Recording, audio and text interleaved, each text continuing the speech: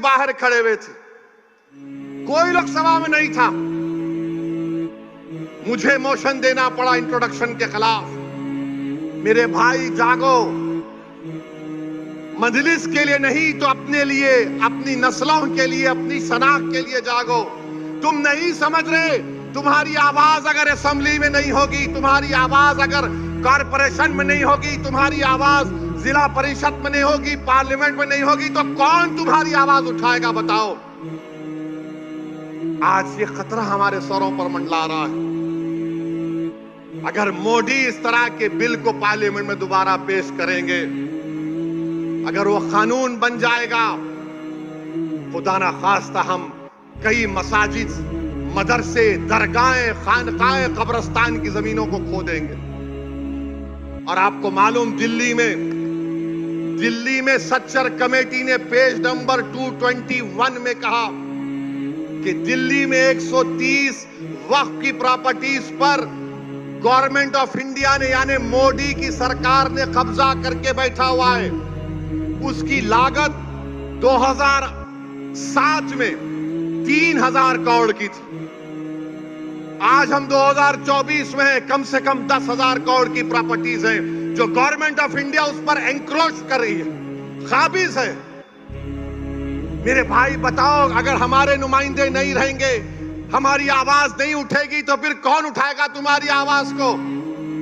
मौलाना आजाद को बोलने नहीं देते थे। तुम क्या, कौन सी खेत की मौली हो तुम? मगर सबक तो हासिल करो कि सन 47 के बाद जो मौलाना आजाद से हुआ वो हम पर तो चल रहा है ना, बीत रहा है हम पर। मेरे भाई, तुम क्या उस वक्त जागोगे जब तुम्हारे महलों की मस्जिद पर नोटिस लग जाएगी, this is not a Waqf property? तुम क्या उस वक्त उठोगे जब दरगाहों के सामने नोटिस लग जाएगी, this is not a Waqf property? तुम क्या उस वक्त उठोगे जब कब्रिस्तान में जाकर कह दिया जाएगा कि तेरे अब्बा की खबर पर तू शबे बारात के दिन आकर फूल नहीं चढ़ाएगा, ये वक्त प्रॉपर्टी नहीं है? तुम उस वक्त रोगे, तुम उस वक्त जागोगे जब कयामत का सूर फूंका जाएगा। ये वक्त है उठने का। 20 तारीख के दिन अपने सबूत दो, अपनी जिंदगी का, अपनी क़यादत को बनाओ, अपने नुमाइंदों को कामयाब करो। यकीनन हराओ मोदी को, यकीनन हराओ शिंदे को, बल्कि अगर ताकत है तो खार कर फेंको इन लोगों को। मगर याद रखो, याद रखो, याद रखो, सियासत में शहादत का कॉन्सेप्ट नहीं है। अल्लाह की राह में शहादत है तो जन्नत है, सियासत में जिंदा रहना है। तुम जिंदा रहोगे तो नेक अमाल करोगे, तुम जिंदा रहोगे तो काम करोगे। अब ये आपके महाराष्ट्र के deputy chief minister Fadnavis Aurangabad को आके बोले, सुन ले असदुद्दीन ओवैसी, सुनो देवेंद्र फडणवीस, तुम अमित शाह और मोदी तीनों बैठकर भी मेरी जबान का मुकाबला नहीं कर सकते, याद रखो।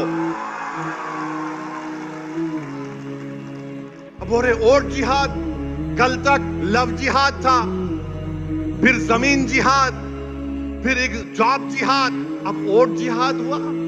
अच्छा मोदी जी जरा बताइए वोट जिहाद का डेफिनेशन क्या है? अमित शाह बताओ वोट जिहाद का डेफिनेशन क्या है? तुम अयोध्या में हार गए, कैसे हारे? फडणवीस बोल रहे वोट जिहाद और धर्म युद्ध होगा। लोकशाही में, लोकतंत्र में धर्म युद्ध होगा? अरे फडणवीस, तुम कब तक हिंदू मुस्लिम करोगे? तुमने क्या काम किया बताओ ना? तुमने कुछ काम नहीं किया। तुमने डाका डाला एमएलएस को लूटने के लिए, तुमने एमएलएस की चोरी की। तुम सत्ता में नहीं आए मगर तुमने सत्ता को छीन लिया और बोल रहे ओ सुनो वैसी। मैं कह रहा हूं, सुनो फडणवीस, तुम जिहाद के माने नहीं जानते।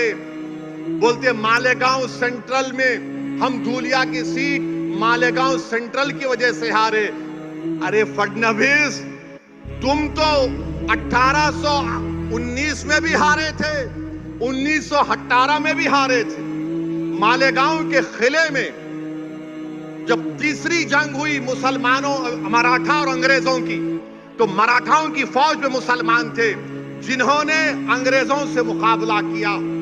उन्होंने अपनी जानों को कुर्बान कर दिया। अच्छा फिर क्या बोल रहे प्रधानमंत्री, क्या बोल रहे हैं? नई बात करें, एक है तो सेफ है। मोदी जी कितना फेंकेंगे आप? पार्लियामेंट इलेक्शन में आपने कहा कि हिंदू बहनों के गलों से मंगलसूत्र निकालकर मुसलमानों को दे दिया जाएगा, हिंदू भाइयों की भैंसों को लूटकर मुसलमानों को दे दिया जाएगा, मुस्लिम औरतें ज्यादा बच्चे पैदा कर रही हैं। मोदी जी, आपके वालिद साहब ने भी बहुत बच्चे पैदा किए थे, गलत किया था क्या?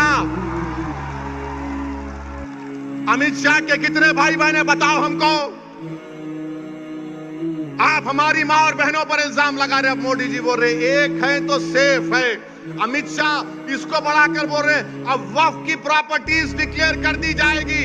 अमित शाह, मोदी, फडणवीस, मैं मुंबई में खड़े होकर बोल रहा हूं, वो जो दुनिया का दौलतमंद आदमी है, जिसके बेटे की शादी में मोदी जी आप मुस्कुराते हुए गए थे, वो यतीम खाने पर बनाई गई है मुसलमानों के।